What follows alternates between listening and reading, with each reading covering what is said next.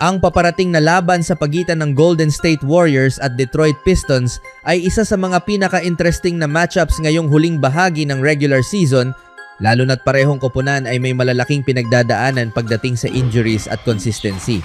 Para sa Warriors, patuloy ang kanilang laban para manatili sa playoff picture sa Western Conference, habang ang Pistons naman ay nasa mataas na posisyon sa Eastern Conference, ngunit biglang naharap sa malaking problema dahil sa pagkawala ng kanilang superstar na si Cade Cunningham. Ang sitwasyon ni Cunningham ang pinakamalaking storyline ng laban na ito dahil siya ay kasalukuyang out matapos ma-diagnose ng collapsed lung o pneumothorax, isang seryosong injury na bihira sa NBA at nangangailangan ng maingat na recovery. Ayon sa mga ulat, siya ay i-re-evaluate matapos ang ilang linggo at bagamat may posibilidad siyang makabalik bago matapos ang regular season, hindi pa rin sigurado kung siya ay agad makakabalik sa kanyang dating kondisyon. Ang pagkawala niya ay napakalaking dagok sa Pistons dahil siya ang pangunahing scorer, playmaker at leader ng team na may average na halos 25 points at malapit sa 10 assists kada laro.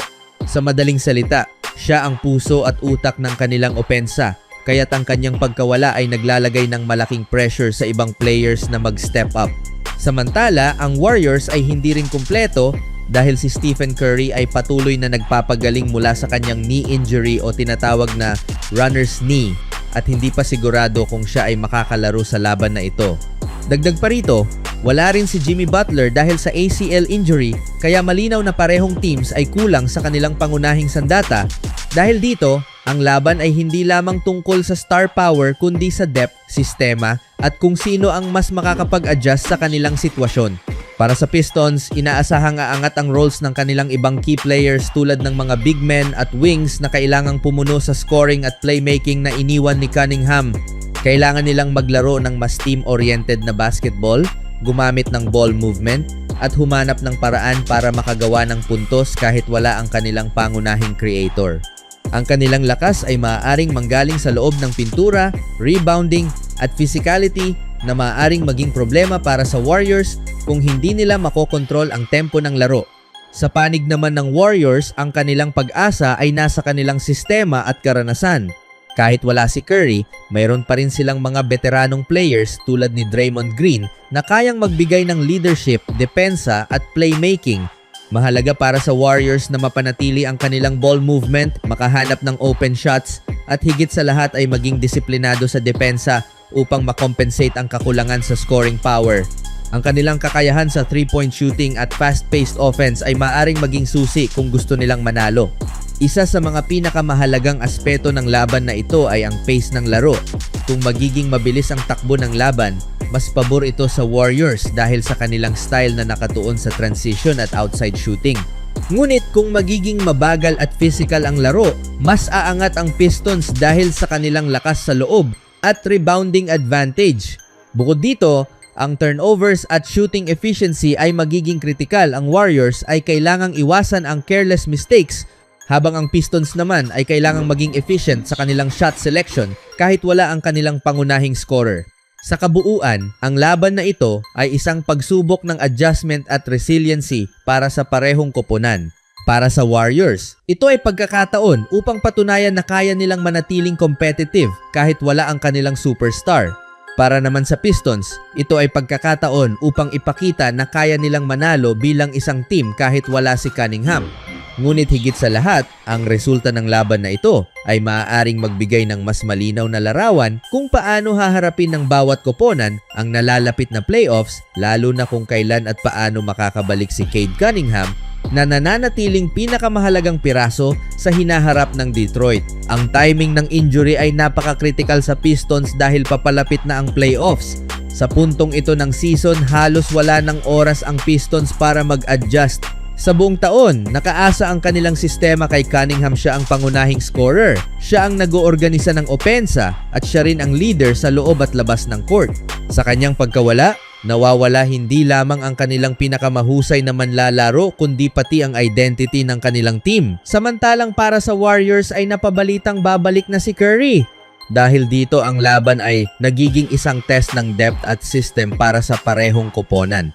Hindi ito magiging laban ng superstar laban sa superstar, kundi isang laban kung saan ang coaching, execution at teamwork ang magdedesisyon ng resulta. Para sa Warriors, ang kanilang pinakamalaking advantage ay ang kanilang sistema at karanasan. Ang Warriors ay isang team na sanay sa high-pressure situations at mayroon silang championship DNA. Kahit wala si Curry, ang kanilang ball movement, spacing at offensive system ay nananatiling epektibo kung maayos nilang mai-execute. Bukod dito, ang kanilang kakayahan sa 3-point shooting ay maaaring magbigay ng malaking advantage, lalo na kung mainit ang kanilang tira mula sa labas. Isa pa sa kanilang advantage ay ang kanilang bilis ng laro. Kapag napabilis nila ang tempo, mas nagiging epektibo ang kanilang transition offense. Ang ganitong estilo ay maaring magdulot ng problema sa Pistons, lalo na kung hindi ito makakasabay sa mabilis na galaw ng Warriors. Sa kabilang banda, ang disadvantages ng Warriors ay malinaw din. Ang kawalan ni Curry ay isang napakalaking pagkawala dahil siya ang pangunahing scoring option at ang nagbibigay ng spacing sa opensa.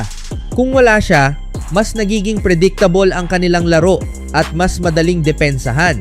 Dagdag pa rito, ang kanilang inconsistency at turnovers ay madalas na nagiging problema na maaaring samantalahin ng Pistons. Para naman sa Pistons, ang kanilang advantages ay nasa size, physicality at rebounding. Sa loob ng pintura, mas malakas sila kumpara sa Warriors. Maaari nilang kontrolin ang rebounds at second chance points na isang mahalagang aspeto sa panalo. Bukod dito, ang kanilang defensive presence sa loob ay maaaring magpahirap sa Warriors na makapuntos sa paint. Ngunit ang kanilang pinakamalaking disadvantage ay ang pagkawala ni Cade Cunningham. Wala silang natural playmaker na kayang pumalit sa kanyang role. Dahil dito, maaaring maging stagnant ang kanilang opensa at mahirapan silang gumawa ng consistent scoring. Bukod dito, ang pressure na nasa kanila bilang isa sa top team sa East ay maaaring maging dagdag na burden, lalo na kung hindi agad makaka-adjust ang kanilang lineup. Sa huli, ang laban na ito ay hindi lamang tungkol sa talento, kundi tungkol sa adjustment at execution. Ang Warriors ay kailangang maglaro bilang isang cohesive unit at gamitin ang kanilang karanasan upang makabawi sa kakulangan sa star power. Ang Pistons naman ay kailangang patunayan na kaya nilang manalo kahit wala ang kanilang franchise player. Ang resulta ng laban na ito ay maaaring magkaroon ng malaking epekto sa kanilang momentum papasok sa playoffs. Para sa Warriors, ito ay isang pagkakataon upang manatiling buhay sa playoff race. Para sa Pistons, ito ay isang pagsubok kung kaya nilang manatiling contender kahit may malaking injury. At sa gitna ng lahat ng ito, nananatiling pinakamahalagang tanong kailan at paano babalik si Cade Cunningham.